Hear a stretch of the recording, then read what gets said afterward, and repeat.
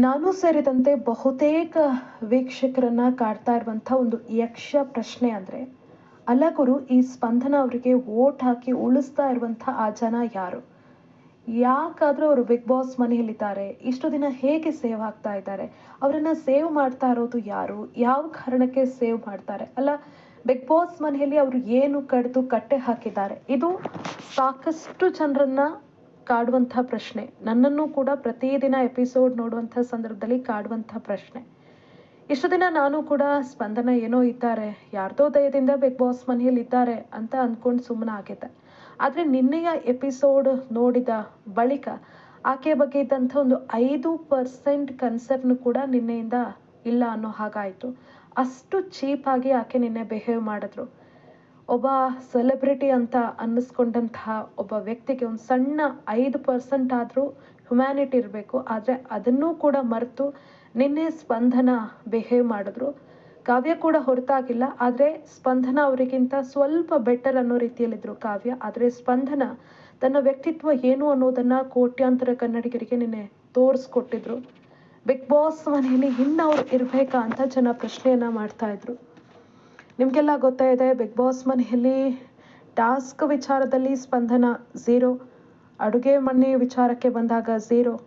ಅವ್ರು ಮಾಡಿದ್ದು ಇಷ್ಟು ದಿನ ಅಲ್ಲಿಂದ ಇಲ್ಲಿಗೆ ತಂದು ಹಾಕುವ ಕೆಲಸ, ಇಲ್ಲಿಂದ ಅಲ್ಲಿಗೆ ತಂದು ಹಾಕುವಂಥ ಕೆಲಸ. ಆಕೆಯಲ್ಲಿ ಒಂದು ಕಲೆ ತುಂಬ ಕರಗತವಾಗಿದೆ. ಅದೇನಪ್ಪ ಅಂದರೆ, ಇಬ್ಬರ ನಡುವೆ ಯಾವ ರೀತಿ ತಂದು ಹಾಕ್ಬೋದು, ಯಾರಿಗೂ ಕೂಡ ಗೊತ್ತಾಗದ ಹಾಗೆ ಚೆನ್ನಾಗಿ ಮಾತಾಡ್ತಾ ಸಾಫ್ಟಾಗಿ ಇದ್ಕೊಂಡು ಹೇಗೆಲ್ಲ ಫಿಟ್ಟಿಂಗ್ ಇಡ್ಬೋದು ಅನ್ನೋದನ್ನು ಆಕೆಯಿಂದ ಕಲಿಬೇಕು. ಅಂಥ ಕಲೆ ಇರೋದಕ್ಕೆ ಅವರು ಬಿಗ್ ಬಾಸ್ ಮನೆಯಲ್ಲಿ ಇಷ್ಟು ದಿನ ಉಳ್ಕೊಂಡಿದ್ದಾರೋ ಗೊತ್ತಿಲ್ಲ. ಅದೇನೇ ಇರಲಿ, ರಕ್ಷಿತಾ ಬಿಗ್ ಬಾಸ್ ಮನೆಯಲ್ಲಿ ಇಷ್ಟು ದಿನ ಸ್ಪಂದನ ಇರ್ಬೋದು, ಕಾವ್ಯ ಇರ್ಬೋದು, ಅವರಿಗೆ ಎಷ್ಟು ಅಡುಗೆ ಮಾಡಿ ಬಡಿಸಿದ್ದಾರೆ ಅನ್ನೋದು ಅವ್ರು ಮರ್ತಿರ್ಬೋದು. ಆದರೆ ವೀಕ್ಷಕರಿಗೆ ಚೆನ್ನಾಗಿ ನೆನಪಿದೆ. 1.5 ಗಂಟೆಯ ಎಪಿಸೋಡ್ನಲ್ಲಿ ನೀವೆಷ್ಟು ನೋಡಿದಿರೋ ಗೊತ್ತಿಲ್ಲ.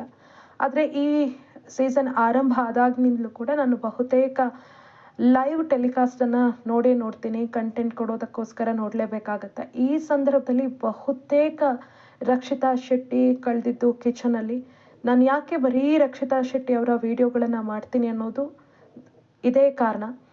ಆಕೆ ವ್ಯಕ್ತಿತ್ವ ಇಂಥದ್ದು ಅನ್ನೋದು ಆಕೆಯ ಯೂಟ್ಯೂಬ್ ವಾಹಿನಿಯಲ್ಲೂ ನೋಡಿದ್ದೆ. ಜೊತೆಗೆ ಬಿಗ್ ಬಾಸ್ ಮನೆಯಲ್ಲಿ ಆಕೆ ಯಾವ ರೀತಿ ಇರ್ತಾರೆ 24 ಗಂಟೆ ಅನ್ನೋದನ್ನು ಪ್ರತಿದಿನ ಗಮನಿಸಿರುವ ಕಾರಣ ಇಂಥ ಒಂದು ಪ್ರಾಮಾಣಿಕ ಸ್ಪರ್ಧೆಗೆ ಒಳ್ಳೆಯದಾಗಬೇಕು ಅನ್ನೋ ಕಾರಣಕ್ಕೆ ಬರೀ ರಕ್ಷಿತಾ ಅವರ ವಿಡಿಯೋಸ್ಗಳನ್ನು ಮಾಡ್ತಾ ಬಂದಿದ್ದೀನಿ.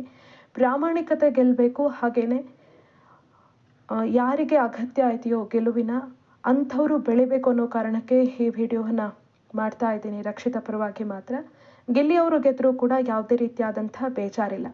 ಆದರೆ ರಕ್ಷಿತಾ ಶೆಟ್ಟಿ ತಾನಿದ್ದಷ್ಟು ದಿನ ತನಗೆ ಯಾರು ಎಷ್ಟೇ ನೋವು ಮಾಡಿದ್ರೂ ಕೂಡ ಊಟದ ವಿಚಾರದಲ್ಲಿ ಅವ್ರ ಮೇಲೆ ಸೇಡು ತೀರಿಸ್ಕೊಂಡವರಲ್ಲ. ಅನೇಕ ಬಾರಿ ಅಂದರೆ 99% ಆಕೆ ಮಾಡೋದು ಕೊನೆಗೆ ಊಟನೇ. ಬಿಗ್ ಬಾಸ್ ಮನೆಯಲ್ಲಿರುವಂಥ ಎಲ್ಲರೂ ಊಟ ಆದ ಬಳಿಕ ಎಲ್ರಿಗೂ ಕೂಡ ಮಾಡಿ ಕೊಟ್ಟು ಕೊನೆಗೆ ಆಕೆ ಊಟ ಮಾಡೋದು. ಅಂತಹ ರಕ್ಷಿತಾ ಶೆಟ್ಟಿ ಬಿಗ್ ಬಾಸ್ ಮನೆಯಿಂದ ಹೋಗುವಾಗ ಆಕೆಗೊಂದು ಒಳ್ಳೆಯ ವಿದಾಯವನ್ನು ಹೇಳುವಂಥ ಅವಕಾಶವನ್ನು ಕೂಡ ಸ್ಪಂದನ ಪಡೀಲಿಲ್ಲ, ಅದನ್ನು ಯೂಸ್ ಮಾಡಿಕೊಳ್ಳಿಲ್ಲ. ಅತ್ತ ರಕ್ಷಿತಾ ಶೆಟ್ಟಿ ಕಣ್ಣೀರು ಹಾಕ್ತಾ ನಿಂತು ನೋಡ್ತಾ ಇದ್ರೆ ಸ್ಪಂದನ ನಗ್ತಾ ಇದ್ರು. ಬಹುತೇಕರು ಇದನ್ನು ಒಬ್ಸರ್ವ್ ಮಾಡಿದ್ರು.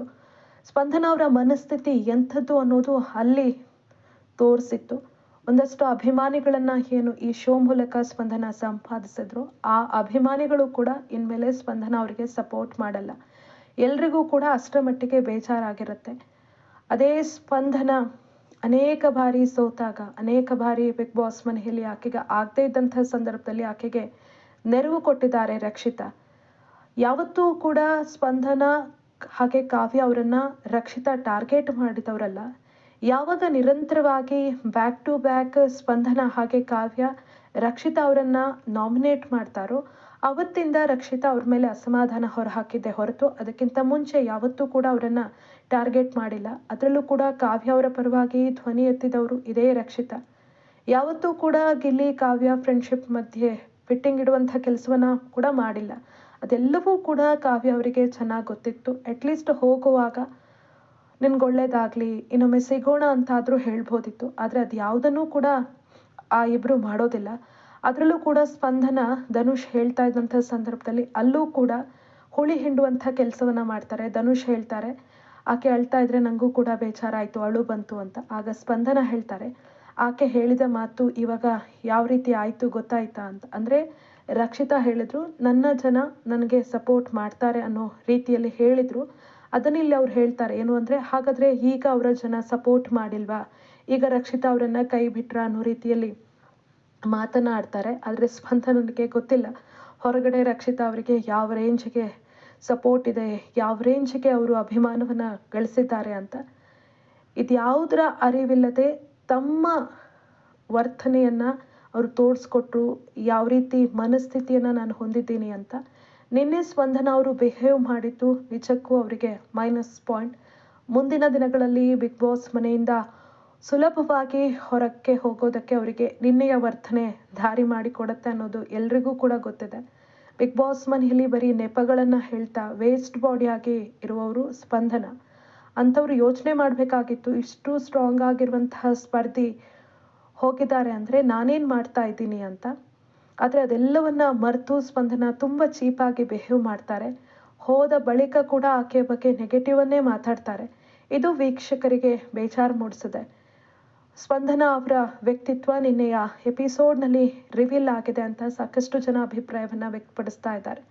ಸೊ ಸ್ನೇಹಿತರೆ, ನಿನ್ನೆಯ ಎಪಿಸೋಡ್ ಬಗ್ಗೆ ನಿಮಗೇನು ಅನಿಸ್ತು ಅನ್ನೋದನ್ನು ಕಮೆಂಟ್ ಮಾಡಿ. ಹಾಗೆಯೇ ಯಾರು ಇದುವರೆಗೂ ನಮ್ಮ ಚಾನೆಲ್ನ ಸಬ್ಸ್ಕ್ರೈಬ್ ಮಾಡಿಲ್ಲ, ಸಬ್ಸ್ಕ್ರೈಬ್ ಮಾಡಿ. ಹಾಗೆಯೇ ಮತ್ತೊಂದು ಹೊಸ ವಿಡಿಯೋದೊಂದಿಗೆ ಭೇಟಿ ಹೋಗೋಣ. ನಮಸ್ಕಾರ.